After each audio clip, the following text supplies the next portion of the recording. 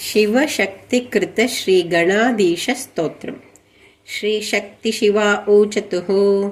नमस्ते गणनाथाय गणानां पतये नमः।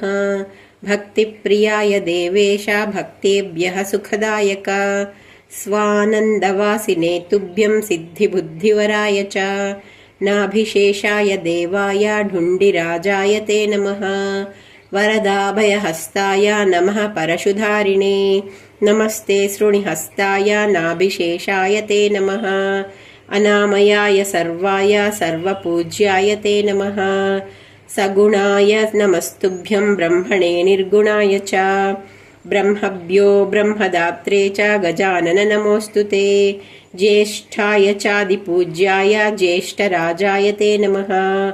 मात्रे पित्रे च सर्वेषां हेरम्भाय नमो नमः। अनादये च विघ्नेश विघ्नकर्त्रे नमो नमः। विघ्नहत्रे सर्वभक्तानां लम्बोदरं नमोऽस्तु ते। त्वदीयभक्तियोगेन योगीशः शान्तिमागतः। किं स्तुवो योगरूपं तं प्रणमावश्च विज्ञपा। तेन तुष्टो भव स्वामिन्नित्युक्त्वा तं प्रणेमतु। तावुत्ताप्य गणाधीश उवाच तौ महेश्वरौ। श्रीगणेश उवाच भवत्कृतमिदं स्तोत्रं मम भक्तिविवर्धनं। भविष्यति च सौख्यस्य पठते शृण्वते प्रदम्। भुक्तिमुक्तिप्रदं चैव पुत्रपौत्रादिकं तथा।